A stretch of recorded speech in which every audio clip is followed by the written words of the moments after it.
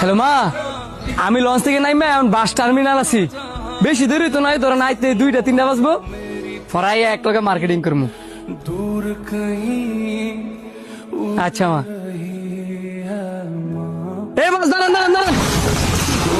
कोई खींच नहीं बीच से काटे माँ आजा समझोई मुझे तेरी फिक्र धुंधला गई देख मेरी नजर आ जाना। হায় রে জীবন রে, বাড়িতে যাওয়ার লেগে একটু তাড়াহুড়া করার কারণে কোন মার বুকটা জানি খালি হয়ে গেল গা। এত তাড়াহুড়ার কি দরকার ছিল? না একটু দেরিতেই বাড়িতে যাইতো, তাও তো নিজের জীবনটা নিয়ে বাড়িতে যাইতে পারতো।